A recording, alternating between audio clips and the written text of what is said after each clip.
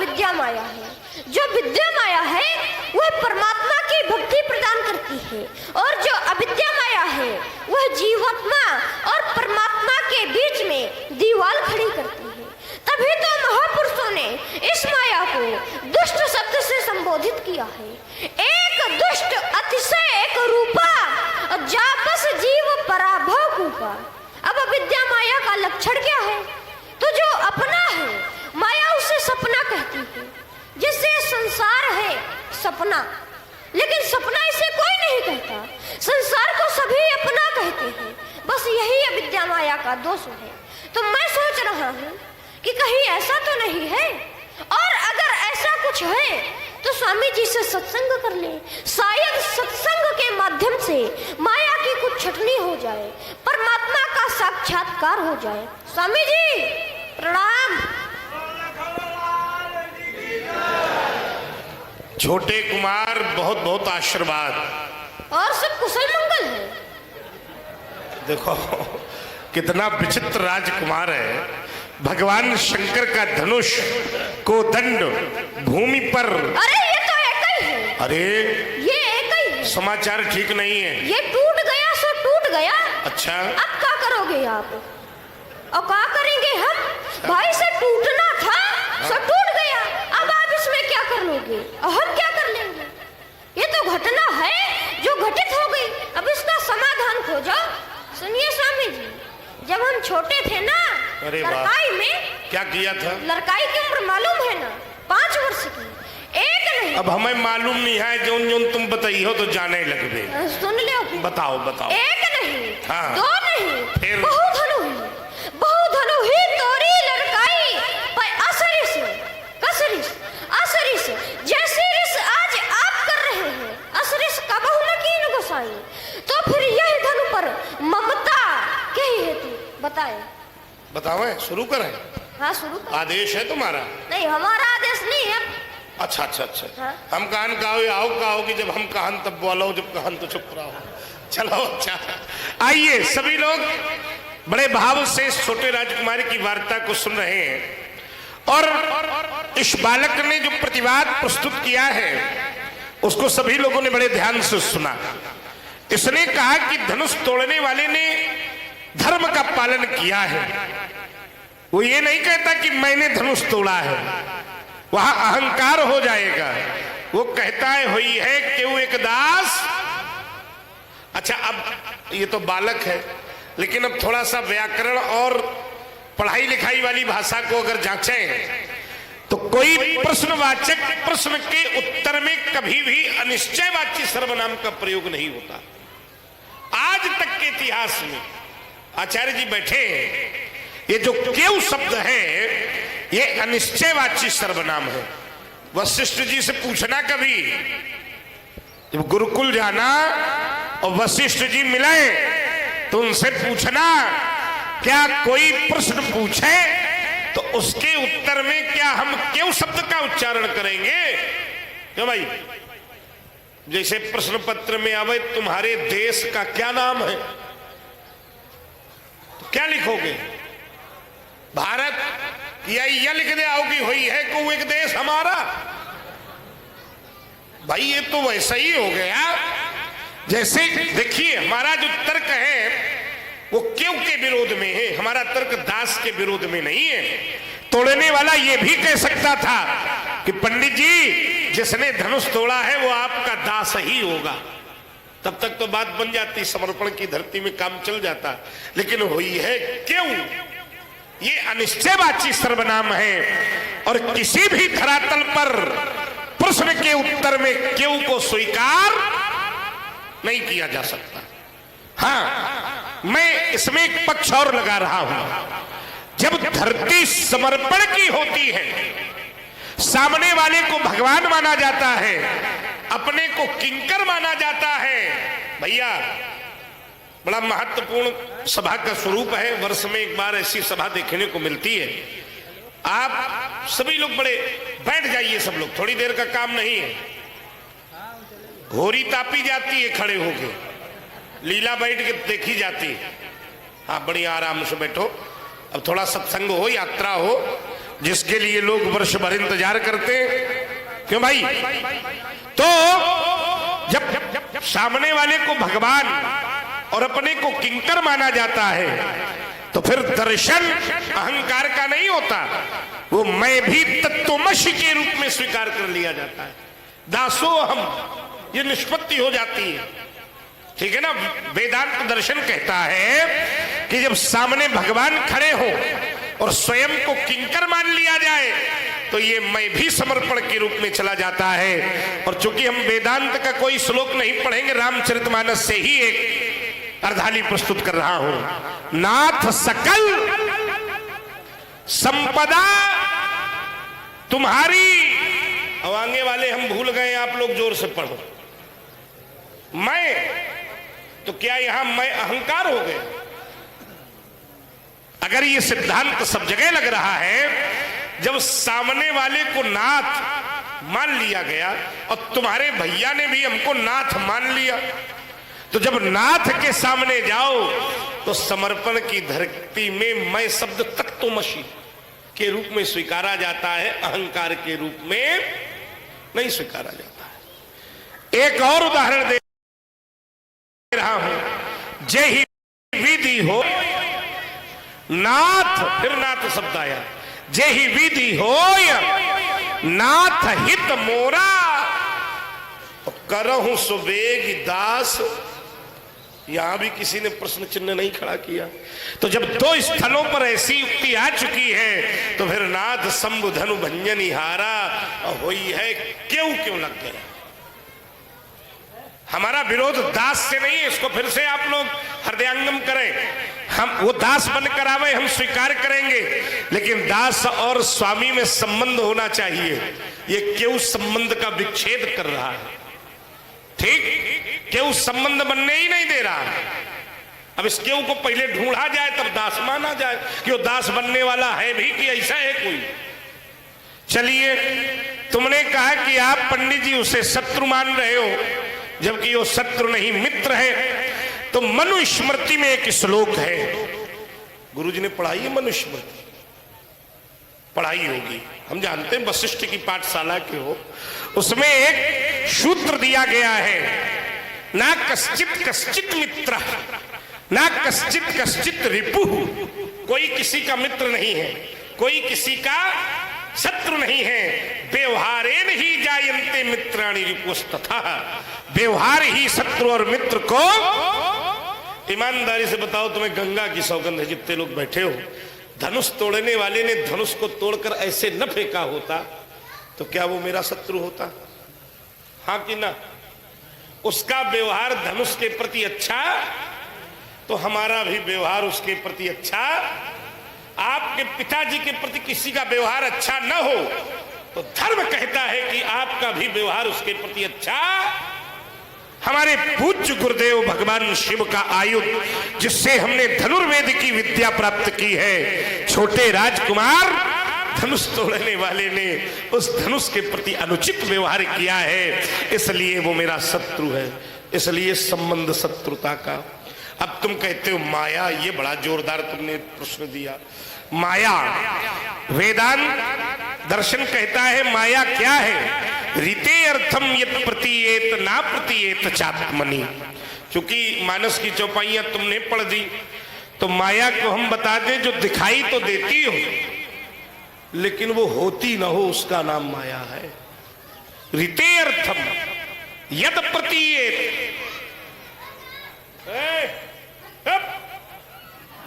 एक लड़का खोपड़ी खाए तुम हमसे शुरू हो, सब इसी के साथी संगाती आप बैठे, समझ गए? लगाए होगा कि पंडित जी कहा तो तुम लोग अपना शुरू हो जाना, ये सब चलेगा थोड़ी।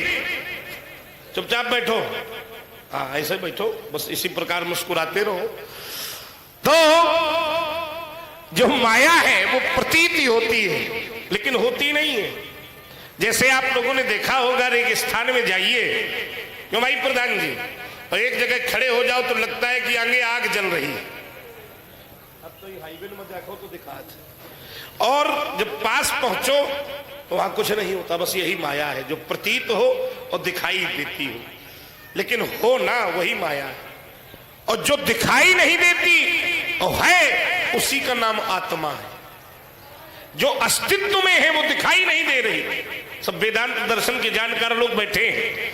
जो अस्तित्व में है, वास्तविक है, वो दिखाई नहीं दे रही, वो आत्मा है। और जो दिखाई दे रहा है लेकिन है नहीं है, उसी को कहा है भगवान शंकर ने, उमा कहूं मैं अनुभव अपना, सत हरि भजन जगत सब सपना।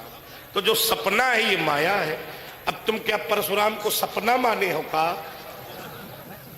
जो कह रहे हो कि परशुराम जी माया के वशीभूत है। अच्छा, इस संसार में जो आया है, तुमने परशुराम को माया के वशीभूत कहा।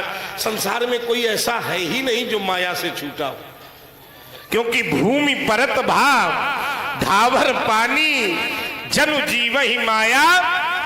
मैं एक वाक्य कहकर रुक रहा हूं, क्योंकि बच्चे की बोली ज्यादा अच्छी लगती है और ज्यादा सुनने की इच्छा हमको भी होती है। तो जो इनका प्रत्युत्तर रहेगा उसी में हमारा प्रत्युत्तर रहेगा, क्योंकि ये भाव की लीला है और पूरी समर्पण के साथ यहाँ हम लोग सेवा करते हैं किशोरी जी की। तो लक्ष्मण की जयकार थोड़ी तेजी से बोला करो आप लोग, क्योंकि बालक को उत्साह की परम आवश्यकता होती है। आपने कहा कि परशुराम जी माया के वशीभूत हैं। बेटे, माया का विस्तार कहां तक है? गोचर जहां लग मन जाई, सो सब माया जानियो। तो फिर माया से अलग कौन है? क्या तुम माया में नहीं हो? माया से अलग कौन है भाई? जब सिद्धांत, हमारी बात नहीं है, ये परमात्मा हुआ है।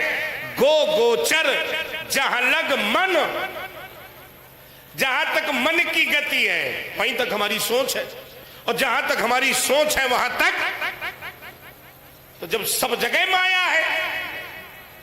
हाँ, एक तर्क है, माया तो सब जगह है, माया में तो सब जगह है, लेकिन जैसे कमल और कमल का पत्ता जल में रहता तो है लेकिन उसमें लिप्त नहीं होता, उसी प्रकार संत और परमहंसों का जीवन माया में रहकर माया से आसक्त। इसलिए हमारी आसक्ति माया में नहीं, हम माया में तो हैं लेकिन हमारी आसक्ति माया में, क्योंकि माया की आसक्ति जो है वो संसार की ओर होती है, और ये धनुष संसार का नहीं है, ये धनुष भगवान किसका है? शंकर जी का है। इसलिए भगवान की ओर आसक्ति ये माया में उपासना है, और संसार की ओर आसक्ति ये ही माया की वासना है। इसलिए है राजा के छोकरी, है राजा के राजकुमार, बोलत तो ही न संभारी। तो उन्होंने अपने घर का न्यूतारी बावन समझे हो क्या है? बोलत तो ही न संभारी। धनुही शम त्रिपुरारी धनु, कहा तेरी छोटी छोटी धनुइया और कहा भोलेनाथ का विशाल आयुध। धनुही शम त्रिपुरारी धनु, विदित सकल संसार। बोलो बेटे। आपने कहा कि ये जो कौ शब्द है कौ एक दास तुम्हारा, यानी कि धनुष तोड़ने वाले ने सीधे ये क्यों नहीं कहा कि मैंने तोड़ा है? तो कुछ प्रश्न ऐसे भी होते हैं जिन प्रश्नों को करने के पहले प्रश्नकर्ता को स्वयं समझ लेना चाहिए कि क्या ये प्रश्न मेरा उचित है या नहीं। आपने कहा कि धनुष तोड़ने वाले ने सीधे ये क्यों नहीं कहा कि धनुष मैंने तोड़ा है? तो लीजिए, मैं इस प्रश्न का उत्तर आपे की भाषा में दिए दे रहा हूँ। भैया, अगर धनुष तोड़ने वाला सीधे ये कह देता कि धनुष मैंने तोड़ा है, तो सीधे लड़ाई का घर था, सीधे युद्ध को चुनौती देना होता। एक उदाहरण दे रहा हूं, जैसे कोई व्यक्ति किसी के घर में पहुंच जाए और वह घर के मालिक से पूछे कि ये घर किसका है, तो अगर घर का मालिक पढ़ा लिखा है, ज्ञानवान है, संस्कारित है, तो वह ये कभी नहीं कहेगा कि घर मेरा है। गृह स्वामी यह कहेगा कि प्रभु घर आप ही का है। लेकिन हाँ, अगर स्वामी परशुराम जी पहुंच जाएं और घर के मालिक से पूछें कि ये घर किसका है, तो अगर घर का मालिक कह दे कि प्रभु घर आप ही का है, तो कहीं फरसा लेके घर के अंदर घुस जाएं।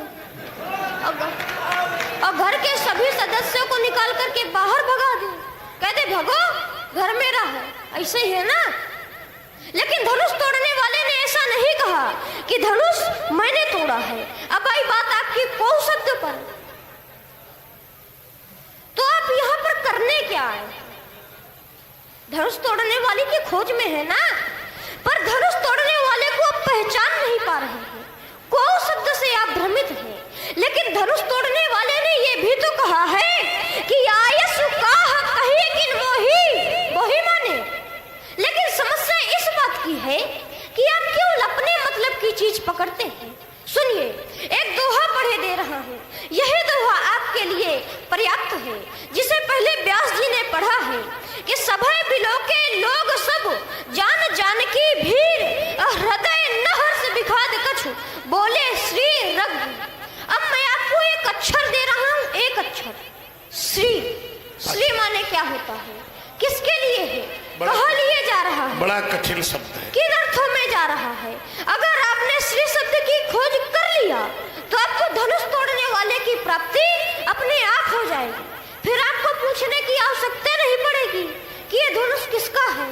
श्री माने लक्ष्मी होता है, श्री माने यशस्वी होता है, और श्री माने पराक्रमी भी होता है। पर यहाँ जो श्री शब्द का प्रयोग हुआ है उसका अर्थ विजेता से है, विजेता से।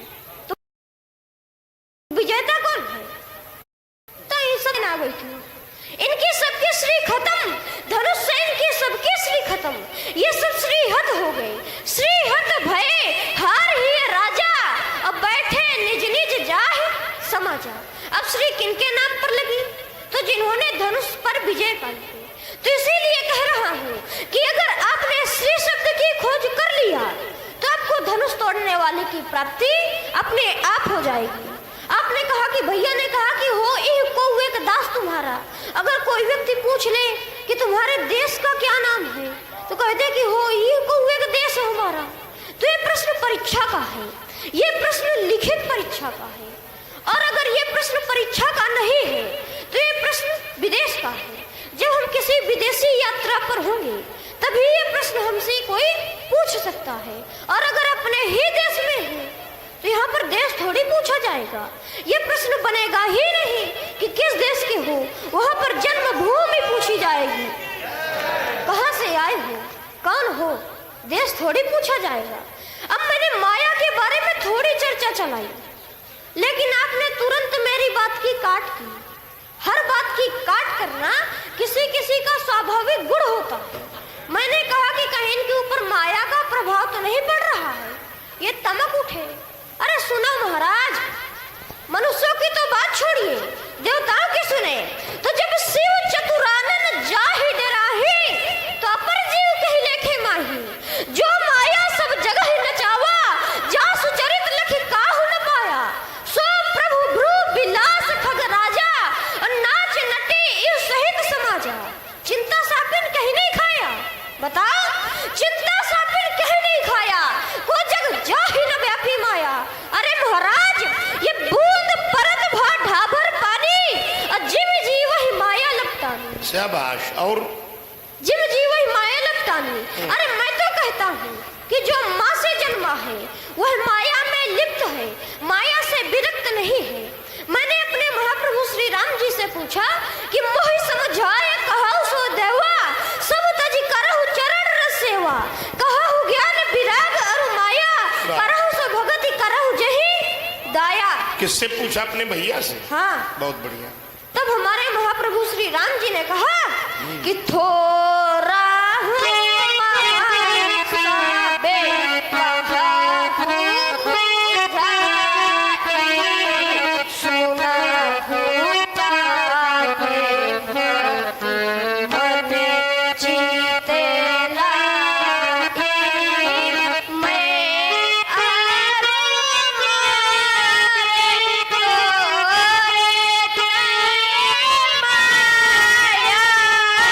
जय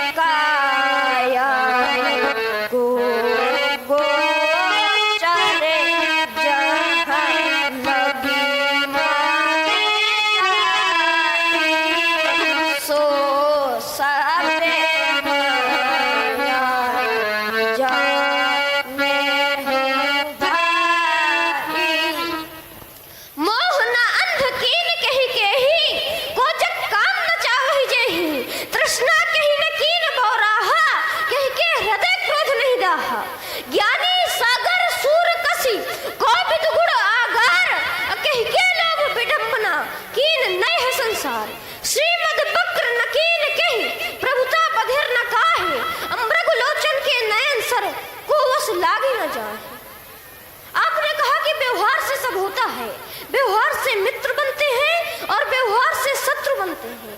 लेकिन आप ये बताइए कि जब से आप आए यहाँ कौन व्यवहार के लिए हो तो अत्यंत को पाह कछुकाट बाड़ी दरिद्रता चा सजने सुबैरम नीच प्रसंगा है कुलहीन सेवा चिन्नानी दे है नर किस चिनाताम। जब से आप आए कहो जड़ जनक बेग दिखाओ नहीं तो उल्टा मैं वाह रे संभली हुई वाणी। प्रिय वाक्य क्यों नहीं बोलते? प्रिय वाक्य प्रदानेन सर्वे तु सत्य जंतुः तस्मात् देव वक्तव्यम वचनम किम दरिद्रता। अरे महाराज प्रिय वचन बोलने से मनुष्यों की तो बात छोड़िए सभी जीव प्रसन्न हो जाते हैं। कहा गया है कि मधुर वचन है औषधि कटुक वचन है तीर श्रवण द्वार है संचरे साले सकल शरीर। फिर पृथ्वी पर 3 ही रत्न पाए गए हैं पृथिव्यान तीन रत्नानि अन्नमापः सुभाषितम मूढ़ैः पाषाण खंडेषु रत्न संज्ञा विधीयते। अन्न जल और प्रिय वचन। तो आप प्रिय वचन क्यों नहीं बोलते? पृथिव्याम तीर्ण रत्नानि जल अन्नम सुभाषितम। बहुत बढ़िया, जल अन्न और सुंदर वचन। आगे मूढ़ैः पाषाण खंडेषु हाँ रत्न संज्ञा विधीयते। बहुत सुंदर। लेकिन मूर्ख लोग पाषाण के टुकड़ों को रत्न संज्ञा देते। क्या कहना चाहते हो इस श्लोक को पढ़कर? कि पृथ्वी पर 3 ही रत्न पाए गए हैं अन्न जल और प्रिय वचन। ये तुम्हारा क्रोध कहाँ से घुस गया हो? अच्छा ये क्या है हो? ये तुम्हारा संपुट है? ये देहाती भाषा है। अच्छा जैसे अच्छा अच्छा कई भाषाओं का ज्ञान है इसको। अब आपने अंतिम बात अच्छा अब तुम कह दो तो थोड़ी देर हम बोल ले। अंतिम बात अच्छा बोल लो। आपने अंतिम बात कही कि रे नभ बालक काल बस बोलत तो ही न संहार अधनु ही संत्र पुरारी धनु विदित सकल संसार। तो एक बात बता दे महाराज, बालक संहार के बोले और चाहे न बोले पर पुरखा तो संभाल के बोले। स्वामी जी आप वंचित भाषा का प्रयोग करते हैं। आप हमारे पिताजी को देखो, हमें जब बुलाते हैं ना तो जानते हो कैसे? अति आदर, आदर से ही नहीं अति आदर दे उतने बुलाए। दूसरी बात आपने कहा कि तू काल के बस में है।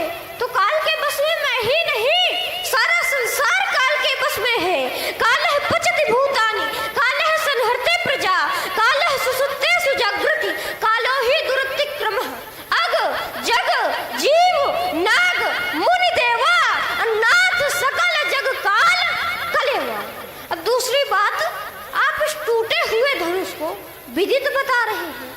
विदित सकल संसार, तो हम तो इसे विदित तब मानते जब ये तोड़ने वाले से न टूटता। ये तो छूत टूट। मुझे मालूम है कि इसे भूप सहस 10 एक ही 12 लगे उठावन टर ही नटारा। अरे यहाँ तक के रहा उठावब तोरब भाई तिल भर भूमि न सके छुड़ाई। तो 10,000 राजाओं की कितनी भुजाएं हुई? तो 20,000। तो भैया आप लोग विचार करो कि जिसने 20,000 भुजाओं पर विजय पाई होगी वह कितना ना शक्तिशाली होगा। परशुराम जी टूटे हुए धनुष को विदित बता रहे हैं तो धनुष को तोड़ने वाला कितना ना विजयी होगा। अरे संसार के विजेता से भी विजेता होगा। क्या ये धनुष साधारण था? साधारण नहीं था। जानते हैं आप महर्षि दधीच की कुल अस्थियां 56 करोड़ मन की थी, जिसमें 28 करोड़ मन का यह अजगौ, 14 करोड़ मन का सारंग, 10.5 करोड़ मन का गांडीव और 3.5 करोड़ मन का वज्र बना था। ऐसे भारी से भारी धनुष को तोड़ने वाले ने निमिखांतर मात्रेण तथा नम्य महाबला ज्ञान समारोप्य झटित पुर्या मास वीर्यवान तेन पूर्ता वेगान मध्य भगनम दुधा धनु। और यह कार्य 3 निमेख में पूरा हो गया। निमेख लवा गे आमदा त्रिस्ते त्रय छड़ा। और टूटा कहाँ से? तो मध्य धन तोड़ा, जबकि धनुष का मध्य भाग कठोर था। मया स्पृष्टम नवस्पृष्टम कार्मुकम पूर्वैरुणः भगवन नाथ मने वेदम भज्यत करूं। अब मैं सोच रहा हूँ कि कहीं मेरा वक्तव्य अधिक लंबा ना हो जाए। अच्छा अब इतनी देर बाद सोचे? हाँ कोई बात नहीं, अब हम बोले। हाँ बोलिए। चलो आइए थोड़ी देर अब ध्यान हमारी तरफ करो। लक्ष्मण ने कहा, ये मैं जहां से इसने विराम लगाया है थोड़ी थोड़ी चर्चा तुम्हारी वार्ता पर मैं करूंगा, क्योंकि ज्यादा आवश्यकता भी नहीं है। जितने में हमारा सेवा भाव प्रस्तुत हो जाए उतने में ही हम प्रस्तुतिकरण अपना सीमित रखेंगे। तुमने कहा कि पंडित जी ये कठोर विदित थोड़ी है, आप कह रहे हो। अच्छा, केवल हम कहें तो न मानो, लेकिन गरु कठोर विदित सबका हूं, तो तुम्हारी जानकारी सबसे ज्यादा है क्या? हम नहीं कह रहे, हमारी बात न मानो, इनसे लड़ो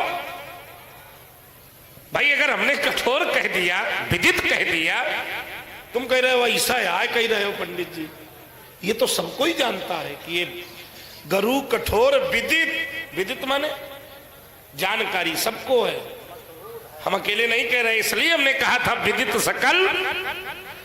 बोले पंडित जी आप संभाल के नहीं बोलते हो, कम से कम लड़का संभाल के न बोले तो पूरी खा तो। हाँ, ये बात तुम्हारी थोड़ी जोरदार। अच्छा, हमने क्या संभाल कर नहीं बोला, रे कह दिया तुमने, ऐसे ही तो है, कुछ हाँ ना तो करो। हाँ बताइए। रे खराब है ना? हाँ। इसको नहीं कहना चाहिए। नहीं। अब फिर वशिष्ठ जी से पूछना कि ये संबोधक सूचक अव्यय है। संबोधक सूचक, संबोधन पढ़ा है ना? नहीं पढ़ा? कर्ता ने कर्म को करण से संप्रदान के लिए अपादान से अलग होने पर संबंध का की के अधिकरण में पर, इसके बाद अष्टमी संबोधन है जिसमें रे, भो, हे, आई, हई अलग अलग विभाग है। हाँ, ये रे संबोधन तो है, लेकिन तिरस्कार सूचक संबोधन है, इसको समझो। अब तुम हमारा करोगे अपमान तो हम तुम्हार पूजा करवे। सुनी मुनि बचन लखन मुस्काने और बोले पर सुधर ही। क्यों भाई, कोई गुरुजी कक्षा में पढ़ा रहे हो, ईमानदारी से बताना, तो मैं सबको गंगा की सौगंध है, और कौनो एक लड़का बार बार हंसे और गुरुजी का अपमान करे, तो गुरुजी मिला के देंगे तो 90 अंश का कोण बनेगा। बनेगा कि नहीं बनेगा? तो हमने तो केवल बेटा तुमको रे कहा है, वो भी तुम्हारा ध्यान आकृष्ट करने के लिए, चूंकि ये तिरस्कार बोधक अव्यय है, इसमें तुम्हारा तिरस्कार जरूर हुआ है, लेकिन ये संबोधन है। पहली बात, इसमें पुरखा को बोलना न सिखाओ। गुरुजी बच्चे को गोद में भी खिलाते हैं, लेकिन जब बच्चा कोई गलती करता है तो कान पकड़ के, हाँ, तो वो रे जो शब्द है ये संबोधन है। तुमने हमारा अपमान किया, इसलिए तुमको तिरस्कार अव्यय सूचक शब्द से मैंने संबोधित किया। एक बात बड़ी जोरदार तुमने लगाई और लोगों को बड़ा रस बना। बोले पंडित जी को से पूछा ये घर किसका है, और वो साहित्य कह दे कि आप का है, तो कहो परशुराम स्वामी फरसाल के घर के अंदर होगा बाहर। वाह, अब बेटा तुम्हें कहा है तो चाहे जो कुछ कहो। हमने पहले ही वक्तव्य में कहा था कि हमें दास से कोई समस्या, सुना था आप लोगों ने? हमने कहा था हमें दास से कोई समस्या, वो ये कहता कि धनुष तोड़ने वाला आपका दास है, हम स्वीकारते। क्यों लगाने की क्या आवश्यकता, विरोध क्यों का है? अब इस क्यों में हम उसको कहां ढूंढे बताओ? समस्या लड़ाई क्यों की है? हमें दास से कोई समस्या नहीं, हमसे ज्यादा व्यवहार थोड़ी जानते हो, है ना? हम सब राजन के हिना घूमत रहे, एक बार तुम्हारे हिनगे रहा, ललकार लगाई थी मैंने, हमको ज्यादा सिद्धांत न पढ़ा ना भला। अब इसको गुप्त किए दे रहा, काहे कि तुम्हारे घर के सब खुलाए देखे हमारे छुपा करे दे रहे हैं।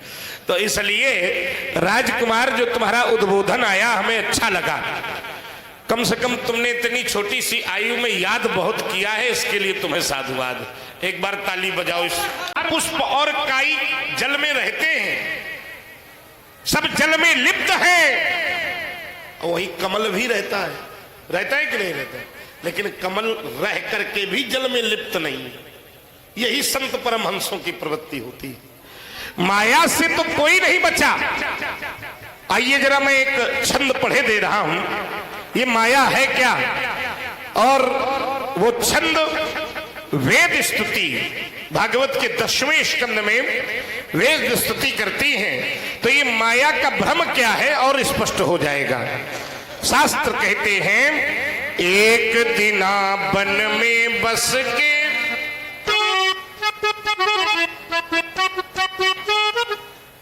बनराज की नारी ने नाहर जाओ। जितने लोग बैठे हैं, बनराज किसको कहते हैं? क्यों प्रधान जी? बनराज कहते हैं सिंह को, और सिंह की पत्नी सिंघनी, उसके बच्चा होगा, काहे का होगा? भेड़ का कि सिंह का? सिंगाई का होगा ना। एक दीना बन में बस के बनराज की नारी ने नाहर जाओ। लेकिन हुआ क्या? काहू गडरिया के संग पर्यो, ताही भेड़न के बीच में खूब चरायो। जन्म लेते ही वो अपनी मां से बिछड़ गया, किसी गडरिया के पास चला गया, उसके चक्कर में फंस गया, तो भेड़ों के बीच में वो चरता रहा। भूल गए हो कुल कर्म सबे, बड़ो ही भयो तब खूब चरायो। वो बड़ा होकर सिंह भी चरने लगा। ऐसे ही आत्म ज्ञान बिना नर, भूल के ब्रह्म से जीव कहायो। ऐसे ही आत्म ज्ञान बिना नर, भूल के ब्रह्म से जीवो। ठीक जैसे एक सिंघनी का बच्चा किसी गडरिया के साथ पल पुसकर बड़ा हो जाता है, तो अपने कुल धर्म को भूलकर चरना सीख जाता है, उसी प्रकार भगवान रूपी सिंघनी से ये जीव पैदा हुआ और माया रूपी गडरिया ने इसको पकड़ लिया और अपने सारे परिकरों के साथ घुमाना फिर शुरू किया। तो आध्यात्म छोड़कर ये माया को सत्य मान बैठा। ऐसे ही आत्म ज्ञान बिना नर, भूल के ब्रह्म से जीव कहायो।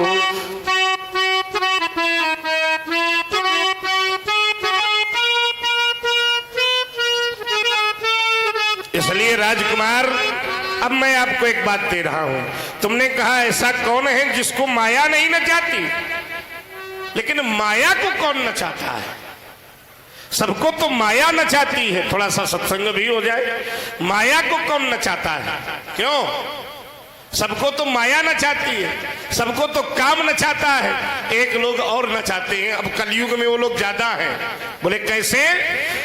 बोले नारी विवश नर सकल गोसाई,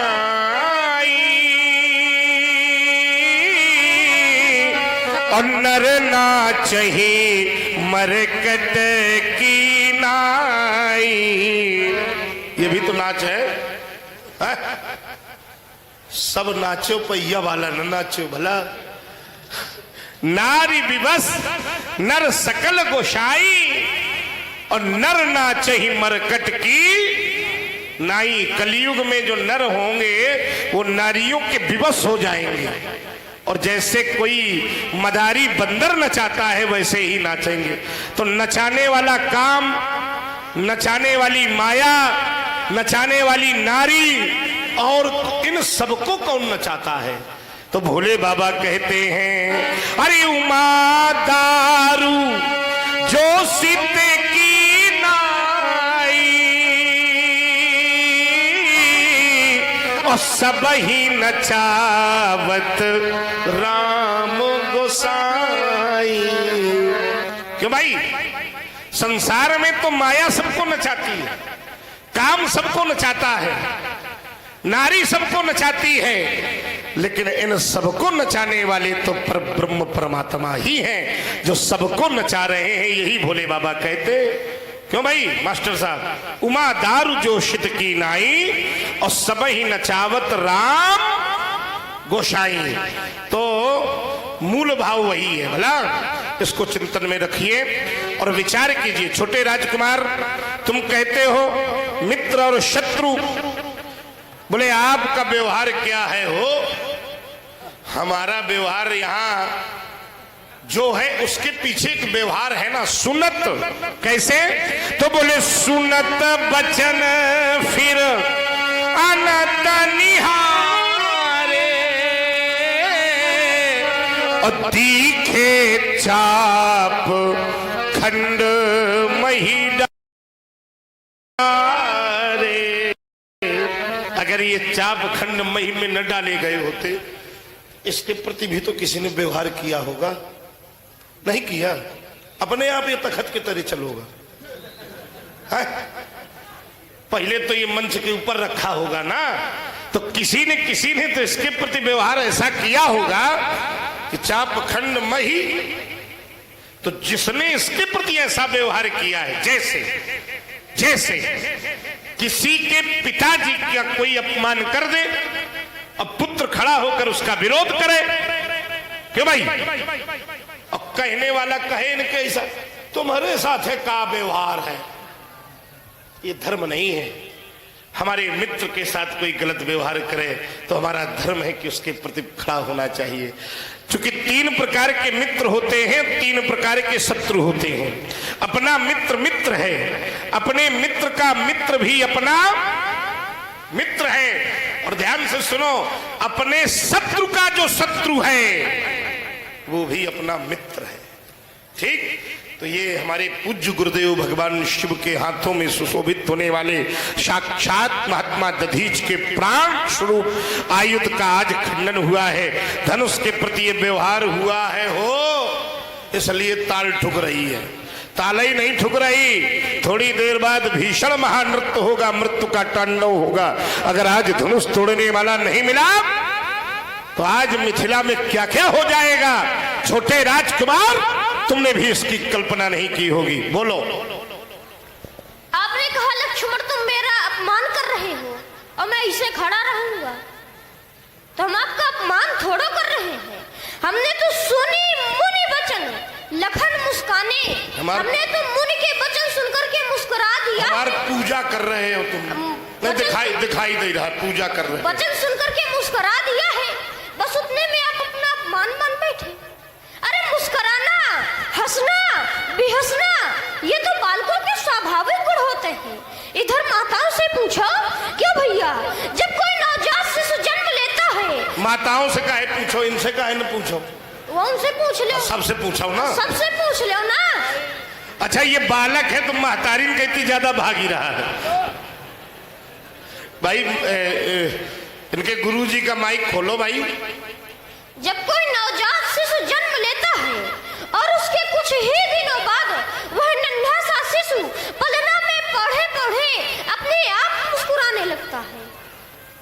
क्यों माताओं, क्यों भैया, मेरी बात सही है ना? अब सबसे पूछ लें। हाँ, सबसे पूछ रहे हैं। सबसे पूछो।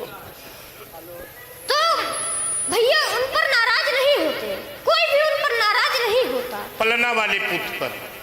हाँ, पलना वाले पुत पर। तुम पलने वाले हो, कैसा उदाहरण दे रहा है? रुक जाओ, पूरा सुन तो ले। अच्छा पूरा सुना दो।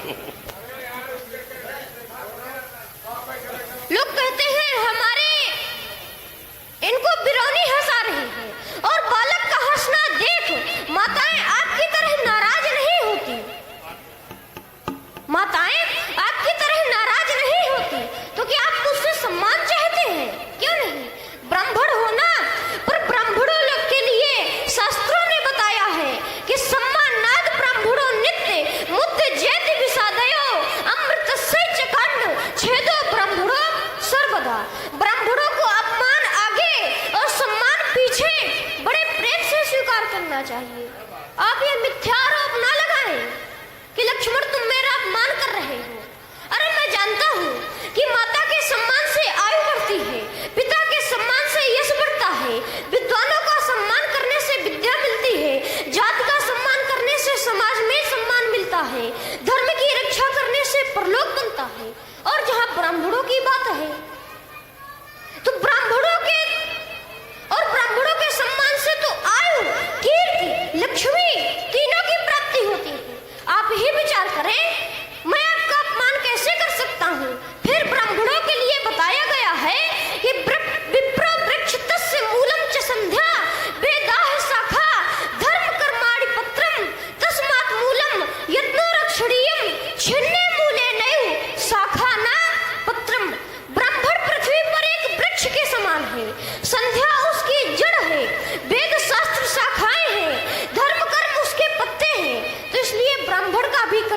बनता है कि अपनी मान मर्यादा बनाए रखें। अब तुम हर बात कह रहे हो कि अपने गुरु बाबा वशिष्ठ जी से पूछ ली हूँ, अज्ञानी समझे हो? बहुत बड़े ज्ञानी हो। अच्छा, हम ये कई दिन गुरु जी से पूछ ली तो मैं खराब लग गया? नहीं, हमें खराब नहीं लगा। हमने कब कहा कि हमें खराब लग गया? इसका प्रत्युत्तर क्या हुआ? नहीं, हम केवल आपको प्रश्न का उत्तर दे रहे हैं। हाँ, लाओ लाओ। जो आप बार बार ये कह रहे हैं कि अपने गुरु जी से पूछ लेना। अब कहा कान के अपने पिताजी से पूछ ले। किससे कहें बताओ? अरे पढ़ाने वाले गुरु जी हैं। हाँ। और फिर हमारे कुलगुरु श्री वशिष्ठ जी से ज्यादा कौन ज्ञानी है? अरे कोई नहीं, इसे हम तो हम भी कहते हैं। तुम्हारे बापों न हुई है। अच्छा, हमारे बाप, ये तुमको शोभा देता है सब? हाँ, देता है। बउआ ऐसा ना कहो, ऐसा नहीं कहा जाता। चलो, जब तुमने कह दिया है तो इसको संभालेंगे हम अपने आप। चलो, हम बोले? अरे रुक जाइए। अच्छा, बोलो बोलो। कितना बोले हो अबे? नहीं, बोल लो, जब तुम छक जाओ तो हमें। हाँ बिल्कुल, आप ही कर दो। हमारे बाप को जानते हो कौन है? हाँ। कौन है? श्री जमदग्नि जी। कहाँ है इस समय, ये पता है? कहाँ है आप ही बताओ ना। तुम बता दो। जब तुम्हारे पिताजी, हमें क्या पता कहाँ हुई है? ये उत्तर ठीक। हमारे पिताजी, अब तुमने कहा कि वशिष्ठ जी से भी, हमारे बाप से भी वशिष्ठ जी बड़े हैं। ये शब्द यद्यपि तुमको नहीं बोलना चाहिए, लेकिन इस मर्यादा का तुमने हनन किया, इस फिर भी हम तुमको क्षमा कर रहे हैं, क्योंकि बालक हो तुम। हमारे पिताजी इस समय सप्त ऋषि हैं। अब बताओ, वशिष्ठ जी बड़े हैं कि हमारे पिताजी बड़े हैं? तुम स्वयं निर्णय करो। हम यहाँ पर ज्ञानी की बात हो, विषय यही नहीं है। अभी बड़े छोटे। हाँ, सप्त ऋषियों की बात है, तो सप्त ऋषियों में कौन कौन से ऋषि हैं? सप्त ऋषियों में मरीच, अत्रि, अंगिरा, हाँ। पुलस्त्य, पुलह, क्रतु और वशिष्ठ जी, ये 7 सप्त ऋषि। अब देखो, फिर इसमें बात फंस गई। फंसाओ। अभी जब गुरुजी तुम्हारे, फिर वही बात आ गई। गुरुजी, हमने इसीलिए बोला था कि तुम स्वयं निर्णय करो। ये धरती के प्रथम सप्त ऋषि हैं। सप्त ऋषि मंडलों की भी एक अवधि होती है, उसके बाद हर मन्वंतर में सप्त ऋषि बदल जाते हैं। अब मन्वंतर कितना होता है? एक मन्वंतर 71 चतुर्युग का होता है। एक मन्वंतर की आयु एक इंद्र की होती है। तो जो पहला मन्वंतर कौन सा था? अब ये भी पूछना अपने गुरुजी से, कहो फिर बुरा मान जाए। ठीक, ये जो है, पहला मन्वंतर हुआ स्वयंभू मन्वंतर, दूसरा मन्वंतर हुआ स्वारोचिस मन्वंतर, तीसरा मन्वंतर हुआ औत्तम मन्वंतर, चौथा मन्वंतर हुआ तामस मन्वंतर, पांचवा मन्वंतर हुआ चाक्षुष मन्वंतर, एक हम छोड़े दे रहे हैं, सातवां मन्वंतर हुआ वैवस्वत नाम का, जो इस समय चल रहा है। तो इस समय के जो इंद्र सप्त ऋषि हैं वो कौन से? वशिष्ठ जी तो आदि गुरु हैं। वशिष्ठ जी जब से सृष्टि बनी, हर मनवंतर में उनका पालन पोषण सूर्य वंश की ओर रहा। लेकिन इस समय मैंने अपने पिता को देखो, ये पद सप्त ऋषियों का मुझे प्राप्त हुआ था, लेकिन मैंने अपनी पितृ भक्ति से ओतप्रोत होकर के यह सप्त ऋषियों का पद अपने पिता को प्राप्त करा दिया। ठीक, तो ईमानदारी से बताओ, क्या अब तुम्हारे गुरु बाबा सप्त ऋषि में है? तो ना उनसे कोई बड़ा है ना छोटा है। तुम्हारे गुरु बाबा भी सप्त ऋषि रहे हैं, हमारे पिताजी भी सप्त ऋषि रहे हैं। इसलिए हमार बाप और तुम्हार गुरु दोनों बराबर हैं। भला ये ना कहना कि तुम्हार बापो नहीं है, तो समझ ले हो। अब सुना हमारी, किशोरी जी के ना आए हो तो छोड़े दे रहे। अब सुना हमारी बात। अब दोबारा न बोलना, अब काटो ना बात, दोबारा न बोलना। अब बात चलो ना काटो। चलो हाँ, चलाओ। सुनो, आपके कहने का अर्थ है कि हम ज्ञानी नहीं हैं। मतलब हम ये नहीं कह रहे कि हम आपको से ज्यादा ज्ञानी हैं। नहीं, तुम्हार का भरोसा, जब तुम ये कह सकते हो कि तुम्हारे बाप, तुम का कहते हो, तुम्हार का भरोसा है? अरे नहीं, हम ये और हम तुमको केवल इसलिए छोड़े हैं, बालक बोली बधाओ नहीं तो ही, केवल इतनी देर लगती है। इसका भी उत्तर, बालक बोली बधाओ नहीं तो ही। और तेरे जीवन का दुर्भाग्य है कि केवल मुनि जड़, अरे मूर्ख, तू केवल मुझे मुनि मान रहा है, यही तेरा दुर्भाग्य है। नेत्र खोलो, चक्षु खोलो, फिर हमारी ओर देखो कौन खड़ा है तुम्हारे सामने। इसका भी उत्तर मिलेगा अभी। हाँ, ऐसे अच्छा लगता, मुस्कुराते हुए ही बोलो तुम, यही तो है तुम्हारा। इसका उत्तर मिलेगा अब हमारी पहले की बातें पूर्ण हो जाए। बिल्कुल बिल्कुल, इसका उत्तर हम देंगे। तो जहाँ बात ज्ञानी की रही तो हम पढ़े लिखे हैं, आप एक चौपाई की अर्धाली के आधार पर मुझे अशिक्षित बता रहे हैं, जहाँ तक मेरे हिसाब से। अच्छा, अपने आप सोच लेते हो। हाँ, गुरु गृह पढ़न गए रघुराई, यानी आपका अर्थ है कि केवल हमारे भैया श्री राम जी पढ़ने गए हैं, गुरु गृह पढ़न गए रघुराई। तो ऐसा नहीं है, राजा रघु जो है वो हमारे वंश के थे। अच्छा अच्छा अच्छा, हमको नहीं पता है। नहीं, अच्छा, तुमको तो सब पता है, ब्राह्मण होना है तुम्हारे। अच्छा, रघु से रघुवंश चला, बहुत बढ़िया। फिर ऐसे व्यंग मरियो तो क्या हुई? हम व्यंग थोड़ी कर रहे अरे हैं, व्यंग मार रहे हो, हम सब व्यंग तो तुम करते हो हमारे ऊपर, समझ रहे हैं। चलो अच्छा, रघु वंश से। तो आपके बाबा श्री वशिष्ठ जी ने मुझे लक्षण धाम की उपाधि दी है। लक्षण धाम सो राम प्रिय, सकल जगत आधार, गुरु वशिष्ठ ते ही राख्यो लक्ष्मण नाम उदार। वाह, अरे आपके बाबा श्री वशिष्ठ जी ने तो हमें वेद तत्व तक कह डाला है। कहा है महाराज दशरथ, वेद तत्व नृप तो सुधचारी। और मैं ये भी बता दूं कि कौन किस वेद के तत्व है। ये बात देखो, नहीं तुम ला रहे हो, लाओ, हमने बड़े बड़े राजकुमारों से नहीं सुना है। बताओ राम जी किस वेद के तत्व हैं? साम वेद के। पक्का? हाँ पक्का। चलो तुमको, हाँ, और लक्ष्मण? साम वेद के राम जी। लक्ष्मण जी लगा रहे हैं, तुम्हारा कितना सम्मान कर रहे हैं, देखो तो हम तो परशुराम जी कहा था। अरे उसको कहीं नहीं पड़ेगा पहचान, कोई एहसान कर रहा है। अच्छा ये बताओ, लक्ष्मण किस वेद के हैं? अथर्ववेद के लक्ष्मण। जय हो। अब देखो, इसमें मैं एक नई बात जोड़ रहा हूं, बड़ा जोड़ दे। दो क्षण के लिए। अगर हमारे पूर्वज न होते, इस वेद का निर्माण नहीं होता। हमारे पूर्वज न होते, जो उन छाती ठोक रहे हो, यहां खड़े न होते, क्योंकि अथर्ववेद का निर्माण करने वाले हमारे बाबा अगर अथर्वा न होते तो संसार में वेद 3 ही होते। अथर्वा ने ही चौथे वेद की निष्पत्ति की है, जिसे हम लोग अथर्ववेद के नाम से जानते हैं। बताओ भरत किस वेद के तत्व हैं? यजुर्वेद के। जय हो। आओ कर्मकांडी भरत जी। और राम जी? सामवेद के। और शत्रुघ्न? ऋग्वेद। एक सुधार कर लो केवल। हाँ सुधार दे। राम है ऋग्वेद के तत्व। ऋग्वेद सबसे पहले एक ही तत्व था, ठीक? यद्यपि हम तुम्हारी बात काट नहीं रहे, जो तुम कहते हो सब सही है, लेकिन एक इसमें अगर अच्छा लगे, क्योंकि सबसे पौराणिक एक ही वेद था जो भगवान के मुख से प्रकट हुआ था, जिसका नाम ऋग्वेद था। ये भगवान का ही स्वरूप है, और इस वेदों से ही व्यास जी ने 3 वेदों का और निरूपण किया। सामवेद गंधर्व कला से युक्त विद्या का परमार्थ है।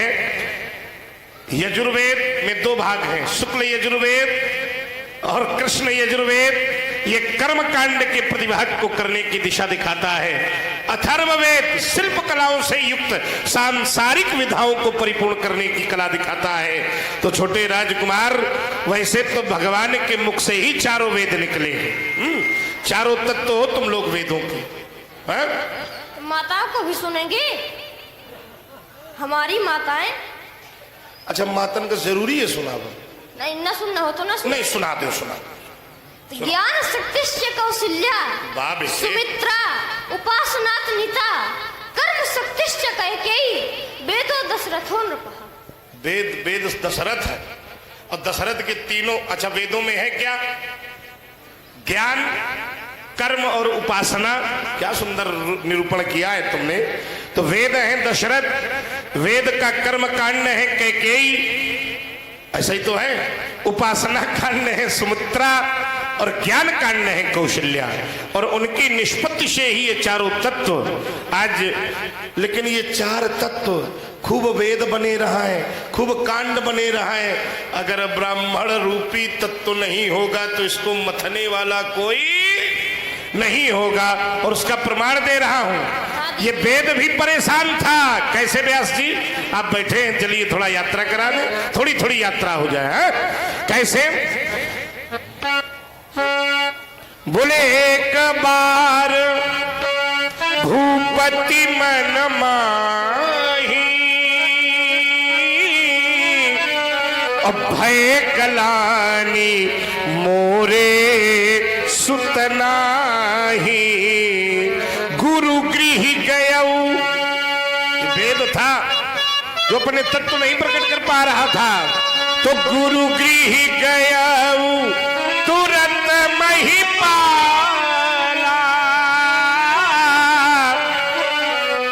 जोरी पानी कर विनय भुआला।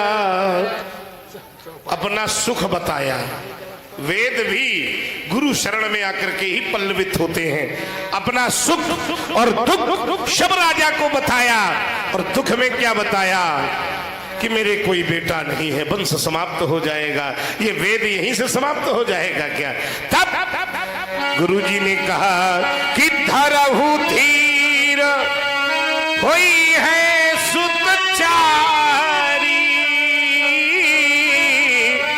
त्रिभुवन विदित भगति भयहारी। तो ये वेद भी तत्व प्रकट स्वयं नहीं कर सकता जब तक वेदों को गुरु के सानिध्य में बैठकर नहीं पढ़ोगे, तब तक वो वेद भी सफलतम पूर्वक अपने तत्व को प्रकट करने में सामर्थ नहीं हो सकते। ये ब्राह्मणों की कृपा है, तुम्हारे लिए मार्ग दे रहा हूं। ये ब्राह्मणों की कृपा है, ये गुरुओं की कृपा है, जिसके कारण ये वेद तत्व तुम्हारे घर पर पल्लवित हो रहे हैं। यानी आपका अर्थ है कि हम ब्राह्मणों की कृपा से जन्म हुआ है। हाँ, जौन तुम लगा लो, यह जौन नहीं, हाँ यह अर्थ है, यह अर्थ है। तो सुनो, अगर ब्राह्मणों की, आपका अर्थ है कि अगर ब्राह्मणों की कृपा न होती तो हमारा जन्म न होता। ठीक कहा आपने, लेकिन आप ये बताइए कि हमारे जन्म में आप अपने को क्यों जोड़ते हैं? अपने को तो नहीं कहा हमने। नहीं, आपने कहा ब्राह्मणों की कृपा हुई, तो यह तो आप भी तो ब्राह्मण है। हाँ हाँ, तो हमने ये थोड़ी कहा कि मेरी कृपा से पैदा। नहीं, ब्राह्मण आपने कहा कि ब्राह्मणों की कृपा से। ये तो सत्य है। तो आप ब्राह्मण नहीं है क्या? है। तो इसका मतलब आप अपने को जोड़ रहे हैं। तो कोनो एहसान थोड़ी कर, है तो है। अरे तो सुना, उठाई गिर थोड़ी है, ब्राह्मण है। आपकी कृपा से हमारा जन्म हुआ है। आपकी कृपा, ब्राह्मणों की कृपा से जन्म हुआ है। हाँ, हुआ। आप अपने को ना जोड़िए। कृपा हुई हमारे कुलगुरु श्री वशिष्ठ जी की हुई, कृपा हुई श्री श्रृंगी ऋषि जी की हुई। श्रृंगी ऋषि वशिष्ठ बुलावा, अब पुत्र काम शुभ यज्ञ करावा। फिर प्रत्येक गुरु का यह कर्तव्य होता है कि अगर शिष्य अंधकार की ओर जा रहा है तो उसे प्रकाश की ओर लावे। तमसो मां ज्योतिर्गमय, अस्तो मां सद्गमय, मृत्योर्मा मृतम गमय। फिर हमारे जन्म के पहले ही उस महाप्रभु की आकाशवाणी हुई थी। सुनिए तो, जानी डारे पाहुनी सीधे सुरेशा, तुम्हें लागी धरी हो नारे भेसा। तो अनसने साइले मनुज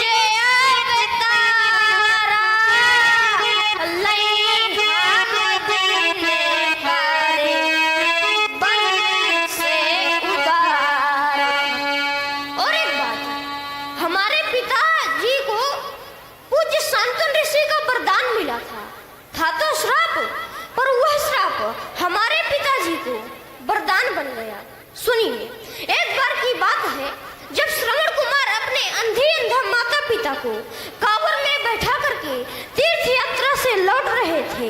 रास्ते में उन्हें प्यास लगी तो श्रवण कुमार ने अपने अंधा माता पिता को एक वृक्ष की छाया में बैठा करके जल लेने चले गए। इधर हमारे पिताजी प्रतिदिन की भांति शिकार खेलने आए और हाँ, हमारे पिताजी श्री दशरथ जी हमेशा शब्द भेदी बाण चलाते थे, यानी जहाँ शब्द हो उनका बाण वही लगता था। तो जैसे ही श्रवण कुमार ने जल में घड़ा डुबोया, घट-घट की आवाज हुई। हमारे पिताजी ने सोचा कि कोई जंगली जानवर जल पी रहा है, तो उन्होंने धोखे से बाण चला दिया। अब वह बाण श्रवण कुमार की छाती पर जा चुका। हाय माता, हाय पिता, हाय माता पिता, श्रवण चिल्लाया। यह आवाज सुनकर हमारे पिताजी रोते बिलखते दौड़ते चिल्लाते श्रवण कुमार को गोदी से उठा लिया। बोले, बेटा तू कौन है? बोला, मैं श्रवण हूँ। मेरे अंधी अंधा माता पिता उस वृक्ष की छाया में प्यासे बैठे हुए हैं, आप जाकर उन्हें जल पिला दे। इतना कहकर श्रवण ने अपने प्राण त्याग दिए। अब पिताजी जल लेकर गए। बोले, पिताजी जल ग्रहण करो। पर आवाज सुनकर शांतनु ऋषि ने कहा कि तू मेरा पुत्र श्रवण नहीं है, तू कौन है? तो हमारे पिताजी बोले कि मैं श्रवण का हत्यारा अयोध्या नरेश महाराज दशरथ हूँ। इतना सुनते ही श्रवण की माता ज्ञानवती ने भी अपने प्राण त्याग दिए। माता ज्ञानवती ने भी अपने प्राण त्याग दिए। अब शांतनु ऋषि ने कहा कि हम तेरे हाथ का जल नहीं ग्रहण करेंगे और श्राप दिया कि जैसे हम अपने पुत्र के वियोग में मर रहे हैं, तू भी अपने पुत्रों के वियोग में मरेगा। यद्यपि तुम्हारे 4 पुत्र होंगे, पर मरते समय कोई भी पुत्र तेरे पास नहीं होगा। तो ये था तो श्राप, पर ये हमारे पिताजी को वरदान बन गया। अब कहना चाहिए। हाँ बोलो। देखो, ये तो लौकिक घटनाएं हैं, इसमें कई भ्रांतियां भी हैं, कई प्रकार के अपवाद भी हैं। जो तुमने कथा सुनाई, इसका मूल भाव केवल इतना है कि श्रवण कुमार की, अब यहां भी कई भ्रांतियां, कोई कहता है बाण दशरथ जी का लगा था कि किसी दूसरे का लगा था, तो कई बातें हैं। लेकिन हाँ, आइए, तुमने जो बात सुनाई है उसको मैं स्वीकार करते हुए एक बात कह रहा हूं। जिस समय बाण लगा और उनके माता पिता के पास दशरथ पहुंचे, तो उनके माता पिता कह रहे थे, कौन हमारे लिए विपिन से कंद मूल फल लाएगा, उसे खिलाने में कौन सच्चा सा सुख अब पाएगा। और विलाप करते हुए श्राप दे डाला कि पुत्र शोक में तड़प रहा हूं, जिस प्रकार मैं अजनंदन, उसी भांति तुम प्राण तजोगे पुत्र शोक में कर क्रंदन। तो ये तो लौकिक घटना है। ये दशरथ और कौशल्या पूर्व जन्म में क्या थे उसका दृष्टांत मैं सुना रहा हूं। इनके अवतरण की कथा न तो श्राप है न वरदान है, ये तो केवल उनकी तपस्या और परमात्मा के वरदान का प्रभाव है। क्योंकि स्वयंभू मनु अरु सतरूपा कौन थे? जिनसे भय नर श्रेष्ठी अनूपा। ये स्वयंभू महाराज मनु ब्रह्मा के दाहिने भाग से प्रकट हुए, शत्रुपा ब्रह्मा के वामांग से प्रकट हुई, और यहीं से मैथुनी सृष्टि का सृजन हुआ। इनके 3 बेटियां हुई। बड़ी बेटी का नाम आकुति, बीच की बेटी का नाम देवहूति, सबसे छोटी बेटी का नाम प्रसूति। आकुति का विवाह रुचि प्रजापति से हुआ, जिनके स्वयं यज्ञ नारायण भगवान प्रकट हुए। देवहूति का विवाह भगवान ब्रह्मा की छाया से उत्पन्न कर्दम ऋषि से हुआ, जिनके स्वयं भगवान कपिल जी प्रकट हुए। और सबसे छोटी बेटी प्रसूति का विवाह दक्ष प्रजापति से हुआ, जिनके सती जैसी कन्या प्रकट हुई। 16 कन्याओं में सबसे छोटी थी सती। 13 कन्याओं का विवाह धर्म के साथ हुआ, जिससे मूर्ति नामक कन्या से भगवान नर नारायण का प्रकट हुआ। 14वीं बेटी का नाम स्वाहा था, जिसका विवाह अग्निदेव से हुआ। और 15वीं बेटी का नाम स्वधा था, जिनका विवाह पितरों से हुआ। सबसे छोटी कन्या का नाम सती था, जिनका विवाह भगवान भोलेनाथ से हुआ। इनके 2 पुत्र भी हुए, उत्तानपाद और प्रिव्रत। उत्तानपाद के महाराज कौन हुए? ध्रुव जी। और प्रिव्रत के वंश में भगवान ऋषभ देव का अवतार हुआ। इतना बड़ा वंश पा करके भी ये उसी में लिप्त हुए। तो हो ये न विषय विराग, भवन बसत भा चौथपन, हृदय बहुत दुख लाग। यही होना चाहिए। उनके हृदय में बड़ा दुख लगा तो जबरदस्ती बेटों को बुलाया। अरे बरबस राज सुतन नृप दीन्हा, और नारी समेत गवन बन कीन्हा। और कहां पहुंच गए? सब जगह स्नान करते हुए नैमिषारण्य पहुंचे छोटे राजकुमार, और नैमिषारण्य में तपस्या की। कितने वर्ष तपस्या की जानते हो? 23,000 वर्ष तपस्या की। 6,000 वर्ष तो केवल पत्ते खाए, ठीक। 7,000 वर्ष केवल जल के अधीन रहे, समीर के अधीन रहे। अब बरस सहस 10 त्यागे वो सोमू, और ठाढ़े रहे एक पग दो।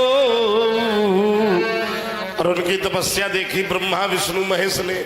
बड़ा प्रयास किया, बड़ा लुभाया, ले लो, नहीं टिके। परम धीर थे ना। और इसके बाद उनका शरीर अस्थि मात्र हुई रहे शरीरा, हड्डियों के शरीर रह गए। उनकी तपस्या उस पर ब्रह्म तक पहुंची तो आकाशवाणी हुई, मांगू मांगू बर भय न भवानी। और हम लोग कहा करते हैं, प्रधान जी, हम लोग कहा करते हैं कि शब्द ब्रह्म है। बड़ा परिश्रम है, फिर भी एकाग्र रहिए, विचार करिए। हम लोग कहा करते हैं कि शब्द ब्रह्म है, और इसकी निष्पत्ति रामचरितमानस में यही हुई। शब्द ब्रह्म कैसे? जैसे ही मन सतरूपा ने कानों से ये वचन सुने तो हष्ट पुष्ट तन भय सुहाए, और मानहु अब ही भवन ते आए। ये शब्द ब्रह्म की निष्पत्ति करा गई। उन्होंने कहा मांगो।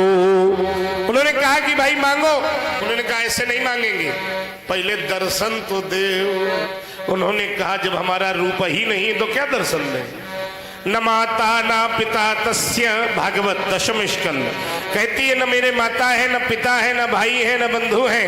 गोस्वामी जी भी कहते हैं, बीनु पग चलय सुनय बीनु काना, कर विधि कर्म करे विधि नाना, आनंद रहित सकल रस भोगी,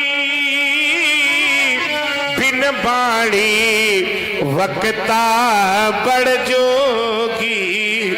फिर थोड़ी देर में बस रुक रहा हूं और तुम्हारे बड़ी समीचीन उत्तर की प्रतीक्षा कर रहा हूं, विचार करना। तब उन्होंने कहा कि जो स्वरूप भगवान शंकर के मन में है, जो काकभूषण जी के मन हंस रूपी मन में है, वो दिखाइए। तब नील नील धर नील मणि, नील नील धर श्याम प्रकट हुए भगवान। चाहिए क्या?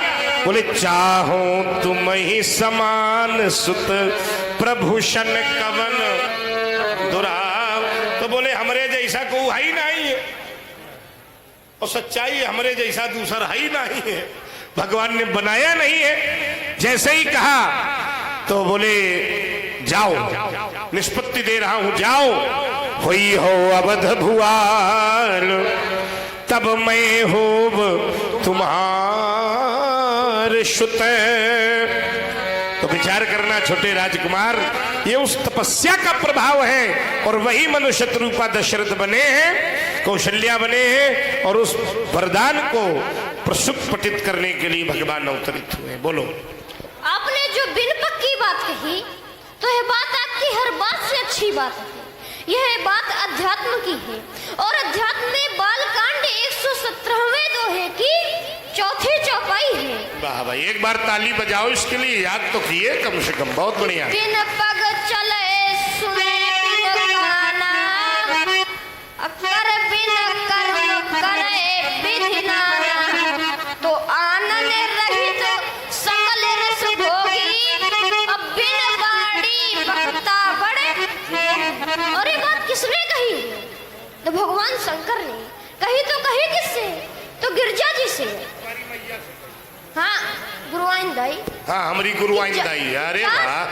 कि जा सु कृपा अस भ्रम मिट जाई, अब गिरजा सोई कृपाल रघुराई, आदि अंत सोई जा सु न पावा, अब मति अनुमान निगम अस। चलो एक शब्द तो आज हमका मिलेगा, गुरुआइन दाई। पंडित जी, वाह।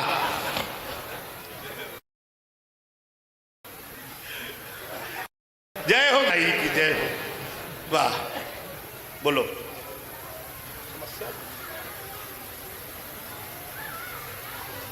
चलो कोई बात नहीं। देखो तुमने कहा गुरुआइन दाई, तो हमारी गुरुआइन दाई क्या है?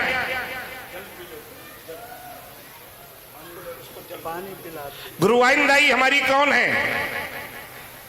जल पिला दो उसको। गरम गरम ठंडा नहीं। कोई बात नहीं, चलो ठीक है। तो हमारी गुरुआइन दाई क्या है? तो गोस्वामी तुलसीदास जी कहते हैं, भवानी शंकरौ वंदे, शंकरौ वंदे श्रद्धा विश्वास रूपिणौ। हमारी गुरुआइन दाई के बिना, हाँ, याभ्याम बिना न पश्यन्ति स्वांतास्थमीश्वरम। अपने हृदय पर स्थित भगवान का दर्शन होने वाला नहीं है। बिना गुरुआइन दाई के भी काम न बनेगा। बोलो। कि जा सु कृपा अस भ्रम मिट जाई, गिरजा सोई कृपाल रघुराई, आदि अंत सोई जा सु न पावा, अब मति अनुमान निगम अस गवा। इसी चौपाई के बाद है कि बिन पग चले सुने बिन गाना।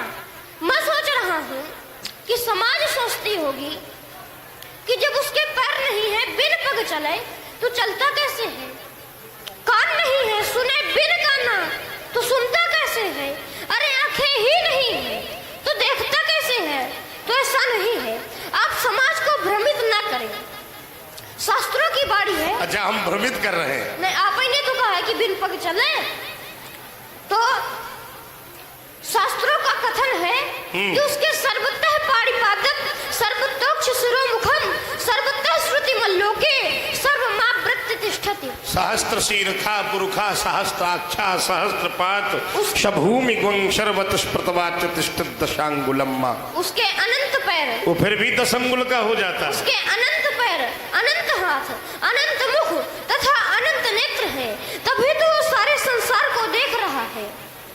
और वह है कौन?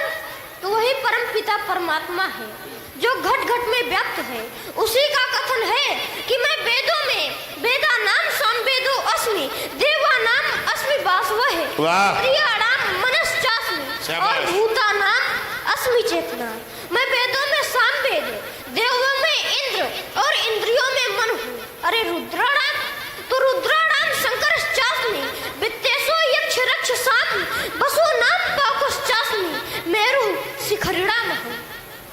वेदों की ये वाणी है कि मैं एकादश रुद्रों में भगवान शंकर हूँ, यक्षों राक्षसों में मैं धन का स्वामी कुबेर हूँ, वृक्षों में पीपल, देवर्षियों में नारद, गंधर्वों में चित्ररथ, और ऋषियों में, सिद्धों में कपिल मुनि, उत्पत्ति हेतु कामदेव, सर्पों में राजा वासुक, नागों में शेषनाग, पक्षियों में गरुड़, मछलियों में मगर, महीनों में मार्गशीर्ष, ऋतुओं में बसंत, पवित्रता में पवन, शस्त्रधारियों में राम, नदियों में भागीरथी गंगा, अक्षरों में ओम, शस्त्रों में वज्र, पशुओं में कामधेनु, और हाँ, पुरोहितों का मुखिया कौन?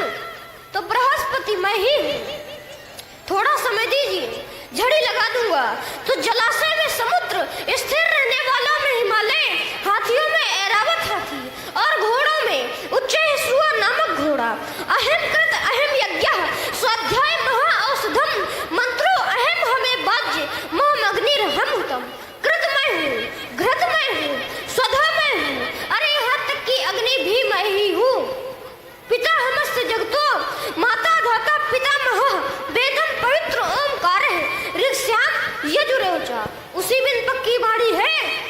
संसार को। देखो तुमने सब बताया पर एक बेईमानी कर गए। सबका तो नाम लिया पर जब हमारे परिवार की बात आई तो तुम छुपा गए।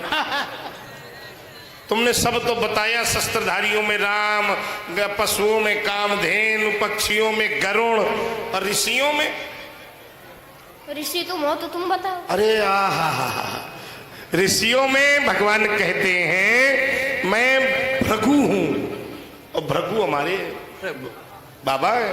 बाबा तो देखो है। कितना होशियार है। सब तो गिनाया गया, वो छोड़ गया जो मतलब की चीज है। चलो और सुनाओ, झड़ी लगाओ। अब जहां पर बात धनुष तोड़ैया की चल रही थी, तो मैं आपको आप धनुष तोड़ने वाले को जानना चाहते हैं? बिल्कुल बेटा, जानना तो चाहिए। मैं आपको एक सरल रास्ता बता दे रहा हूं। बताओ बताओ बताओ। उत्तम नहीं, इतनी देर से हम लोग जबरदस्ती आ लड़े भिड़े रहा है। सीधे बताओ तुम कौन है? उत्तम नहीं सिद्धंति हाँ। कार्याणि न मनोरथैः हाँ। न हि सुपतस्य सिंहस्य प्रविशन्ति मुखे मृगाः। बहुत मित्र लाभ के याद करे हो तुम सूत्र, बोलो। कार्य उद्यम करने से ही सिद्ध होता है। सोते हुए सिंह के मुख में हिरण नहीं जाता है। जैसे सोते हुए सिंह के मुख में हाँ, मृग। क्या हमको उद्यम करना पड़ेगा?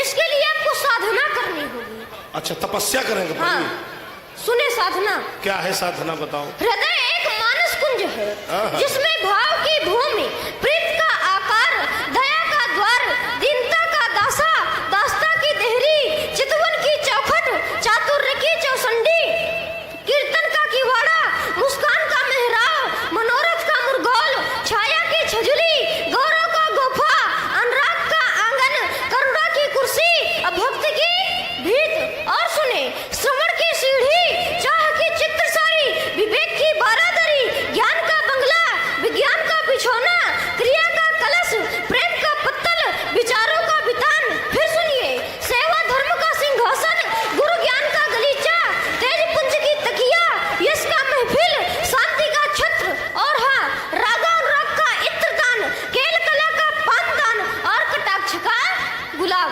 मैंने साधना गिना दी। इसी साधना के बाद धनुष तोड़ैया की प्राप्ति होगी, और अवश्य होगी।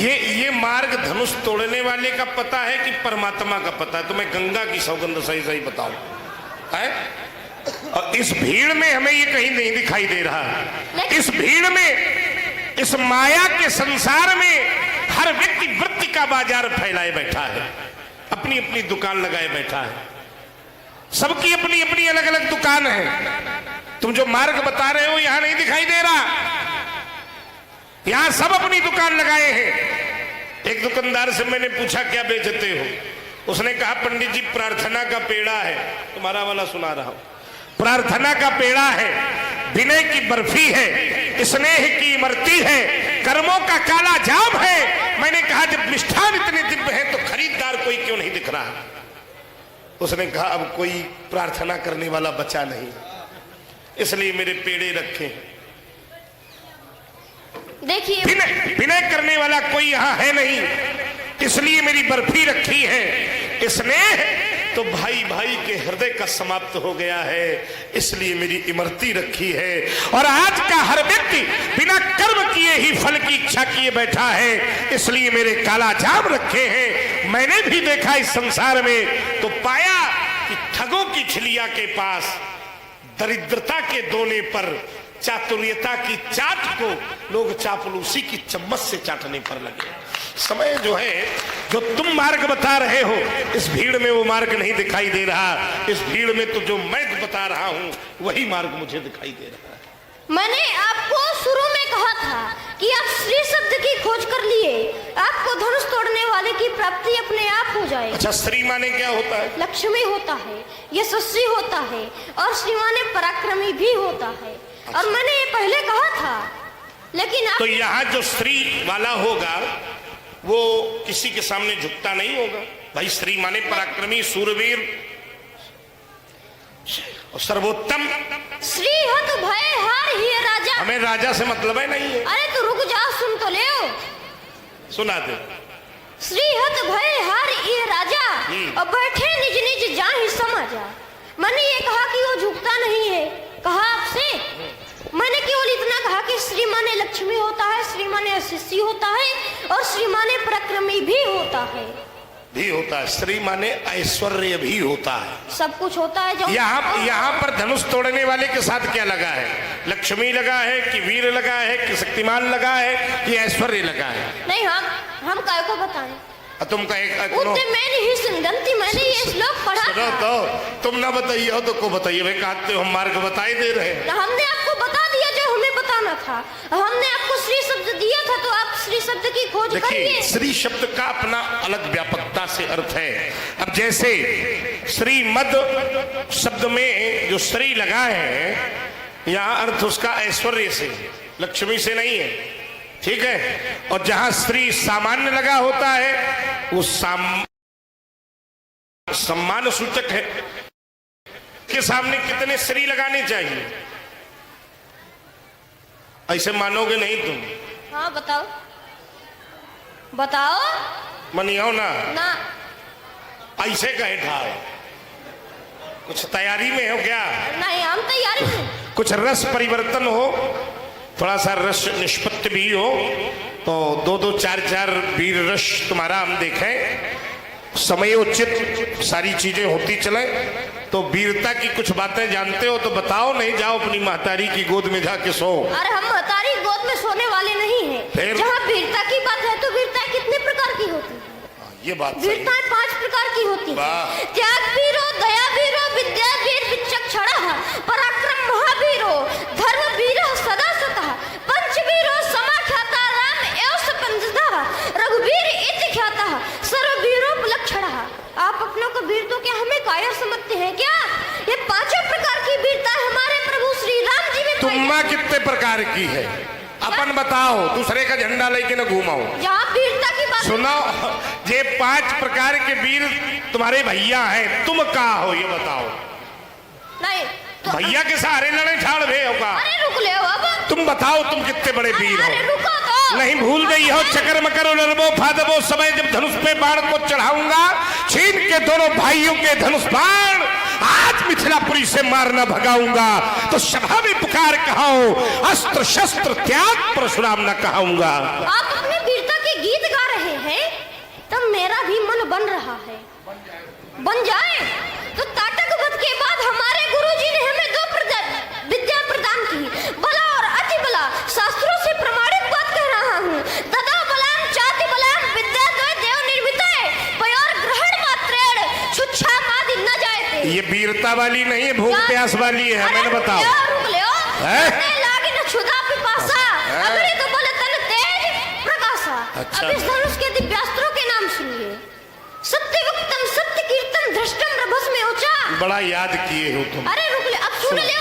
सुना दो। याद किया है तो सुन ले। हाँ सुना दो। सत्यवक्तम सत्य कीर्तन धृष्टम रभस में ऊंचा, प्रतिहार करम नाभम प्रवांग मुखम वांग मुखम, सत्यमान सत्य कीर्ति धृष्ट रभस प्रतिहार प्रांग मुख अवांग मुख, लक्ष्य अलक्ष्य दृढ़ नाम सुनाम दथाक्षिषस् दर्शसीत सतोदर पद्मनाभ महानाभ दुंदुनाभ ज्योतिष शकुन नैराश्य विमल दैत्यनाशक योगधर विनिंद्र सुजिबाव महाबाव निष्कल विरुचि सर्जिमाली वृद्धिमाली वृद्धिमान रुचिर पृथ्वी सोमनस विधूत मकर परवीर रति धन धान्य कामरूप कामरुचि मोह आवरण जंभक सर्पनाथ पंथान तथा वरुण। तो कामरूपम कामरुचि मोहया वरुण तथा जंभकम सर्पनाथम च पंथान वरुणा तथा। ताटक के बाद हमारे गुरुजी ने कहा, ये क्या सुना गए तुम, इसकी व्याख्या तो करो लोगों को थोड़ा सा। ताटक वध के बाद हमारे गुरुजी ने कहा कि उगुल कुमारो, मैं अति ही प्रसन्न हूँ। ऐसे अस्त्र शस्त्र प्रदान किए देता हूँ कि चाहे देवता हो नाग असुर गंधर्व कोई भी हो, रणभूमि पर विजय तुम्हारी होगी। धर्म चक्रम तथा वीरो काल चक्रम तथैवच, दंड चक्रम महादिव्यम विष्णु चक्रम तथैवच। ये सभी दिव्यास्त्र है। धर्म चक्र, दंड चक्र, काल चक्र, विष्णु चक्र, इंद्र का वज्रास्त्र, शिव का त्रिशूल तथा ब्रह्मास्त्र, साथ ही मोदकी व शिखरी अपंग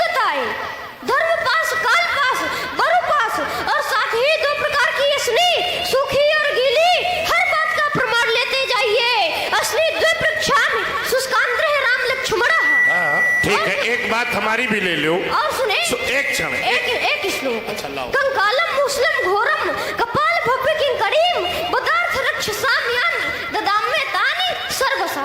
अब देखो, इनको सबको समेट के मैं एक चौपाई में समेटे दे रहा हूँ। हाँ। ठीक, ये सब अस्त्र शस्त्र तुम्हारे पास है कोई, लेकिन एक ब्राह्मण के सामने कभी मत टकरा जाना, क्योंकि इंद्र कुलिस मम सूल विशाला काल दंड हरि चक्र कराला, जो इनकर मारा नहीं मरई तो विप्र रोष पावक सो जरई। तुम्हारी सबको समेट दिया, खूब होए, हरि चक्र काल दंड सब कुछ है तुम्हारे पास, लेकिन ब्राह्मण का रोष के सामने शब्दों में जो इनकर मारा नहीं मरई। अब इसमें भी सुन लीजिए थोड़ा सा, दो मनी हो ना दो बातों में। तो आपने कहा कि जो इनका मारा नहीं मरई विप्रोस पावक सो जरई, शुरू से तब बल विप्र सदा पर यारा इनके कोप नक रखवारा, जो इनका मारा नहीं मरई विप्रोस पावक सो जरई। ये चौपाई 164वें बालकांड 164वें दोहे की दूसरी चौपाई है कि तब बल विप्र सदा पर यारा इनके कोप नक रखवारा, जो इनका मारा नहीं मरई विप्रोस पावक सो जरई। एक सही है तुम्हारी, एक ऊपर वाली सही है, लेकिन मैं कहता हूँ कि विप्र तो विप्र, अरे वो ब्रह्मा भी रुष्ट हो जाए अभी रक्षा होगी और रक्षा करेगा कौन? तो राखाई गुरु जो कौप विधाता, ये गुरु प्रयोज नहीं कौ जगत राता। मैं फिर कह देता हूँ कि राखाई गुरु, और यहाँ पर गुरु की ही कृपा से धनुष का खंडन हुआ है। आप धनुष तोड़ने वाले का कुछ भी नहीं बिगाड़ सकते हैं। जय गुरु चरण रेर सिन धरही अते जन सकल विभव बस करही, तो ये बस आज भूल जाओ सखी, नहीं सारा गर्व मिटा दूंगा, ये अपने बाणों की घातों से कोयंपुर पहुंचा दूंगा। ये ब्राह्मण की नाई तुम आते तो चढ़ो पर मस्तक धरता, हे शांति धाम हे चंद्र धाम का संत द्रुत पूजा करता, पर ये आप धर्म खो बैठे हैं। धनुबाण इसी से धारा है, तो अगर नहीं अब मानोगे तो ये लड़ना ठोकर क्यों रे लक्ष्मण, सोता सिंह जगाता है, क्यों रघुवंशी बउओं को तू काल कौर बनाता है। सुन लीजिए बउआ लखनलाल, कहां चढ़ा जा रहा है, नीचे आ। सुन लीजिए बउआ लखनलाल, अंतिम दिन तेरे आते हैं, जैसे मरणहार चींटी के पंख स्वयं उगाते हैं। अभी बताता फिर नहीं बदलाऊंगा। ये परशुराम तुम ब्राह्मण हो, मैं यह भी ध्यान न लाऊंगा। अरे बन जाऊंगा काल तुम्हारा, रुद्र भेष जब धरूंगा, नहीं परशु लखन को लखो आज, नहीं बब्बा बेटा पटक कर मारूंगा। पटक के हल्के में लिए हो तुम। यद्यपि है वंश में प्रसिद्ध था सहस्त्रा बाहु, जिसका जहान में कोई दूसरा न जोड़ा था। कहता था मैंने ही कठिन कुठार की धार सो, यद्यप उसके पास से नवल थोड़ा था। सुन रे दुष्ट लक्ष्मण, मैं वही हूं परशुराम, जिसने छात्र वंश का कोई योद्धा न छोड़ा था, मोड़ा था हमी ने खडानंद का आनंद, और एक बार युद्ध में गजानन का दंत हमी ने तोड़ा था। आप कहीं सहस्त्रबाहु की बात करते हैं, कभी गजानन की तो कहीं खडानन की, तो है नहीं सम्मुख आज आपके सहस्त्रबाहु, जाको पछाड़ करके आप यही मगमाते हैं। है नहीं सम्मुख खडानन आदि, जाको पछाड़ करके आप फूले ना समाते हैं। है नहीं सम्मुख कोई कार कपूत लाल, ये कुर्ता पखाना पे यही हर्षाते हैं। आज तेरे सम्मुख निहारा है लखनलाल, ये जाको कोप होत धरा मंदिर डगमगाते हैं। अच्छा, एक तो तुम पीछे से डरवा देते, यानी तेज, हमने कहा क्या हो गया? चलो, आवाज वहां से आ रही है, यहाँ से उत्साहित हो रहे लोग। बहुत बढ़िया, सुंदर। तुम ये बातें किसको बता रहे हो? हमको ताल ठोक रहे हो? ठोको जरा ताल। जरूरत पड़े पर ठोकते हैं। अच्छा, हाँ, जरूरत अभी- पड़े में ठोकते हैं। हाँ। देखो, ताल ठोकने में भी लगा है कि ताल ठोक रही है। पहलवा, चलो कोई बात नहीं, छोड़े दे रहे। कर में कुठार, कर में कुठार करके धारण, करता मैं शिव शिव उच्चारण। नादान लखन रे जान ज्ञान, क्या तेरे बुद्धियां नहीं ज्ञान? मुनियों से लड़ने की शिक्षा किसने तुमको बतलाई है? हे लक्ष्मण लड़के सावधान, अब मृत्यु तुम्हारी आई है। मुझसे अगर भिड़ करके विजय चाहो महाराज, तो ये मेरे और अंदर की थाह तक न पाओगे। चीखोगे, चिल्लाओगे, पछताओगे निज करनी पर। ऐसे गिराऊंगा, ऐसे गिराऊंगा कि उछलने तक न पाओगे। ऐसे काटने की बात कहे बार बार, बीतेगी ऊपर तब किसे बुलाओगे? भगवान शंकर को बुलाओगे? नहीं, गुरुवाइन दाई को बुला लेंगे। दोनों को बुला लेंगे। तो लक्ष्मण के चक्कर में आज परे बाबा जी, तो ऐसी मार मारूंगा, अरे ऐसी मार मारूंगा। बाचाल कहीं का, पूछ लो कि कैसी मारोगे? कैसी मरी हो? मुंह दाब दाब के मारोगे, गिराने तक न पाओगे। बाचाल कहीं का, थोड़ी सा ऐसे कर दे तो है, ये मुंह दाब के हमें मारी। अब वो देखा जाए। बाचाल कहीं का, धनुष के तुरैया को आज सभा के मध्य लाऊंगा। कान खोलकर सुन लो, चाहे जितना प्रयास करो। धनुष के तुरैया को सभा के मध्य लाऊंगा, और या जो भी समर्थन में काट कर गर्दन महिधाम में मिलाऊंगा। एती ना करो तो सभा में पुकार कहो, अस्त्र शस्त्र त्याग नाम न कहूंगा। अरे बीती हुई बात नाथ बड़ा नहीं बार बार, देख लेना कौतुक आज करके दिखाऊं मैं। नाम लिया दशरथ का अब की वीरेश, तो खोज करके जटा झूठ महिमे गिराऊं मैं। कहे, अबे हम तुम्हारे बप्पा का नामो नहीं लीन, और जबरदस्ती सुनाई हो। आगे से सुन लो। जौन मन हुई वो सुनाई हो। अरे सुन, आगे से सुन। दशरथ के छैल छबीले सुनो, अब कह रहा हूं। हाँ हाँ। दशरथ के छैल छबीले सुनो, बउआ न करो हमसे मनमानी। और नहीं, इधर इधर देख। हाँ, उधर ही देख रहे हैं। इधर। बोलो तुम। अरे इधर, हाँ। हम मरी हो फरसा, ए, तो टूटी है दतिया, हाँ। और टूटी है दतिया तो छुटी है धुतिया।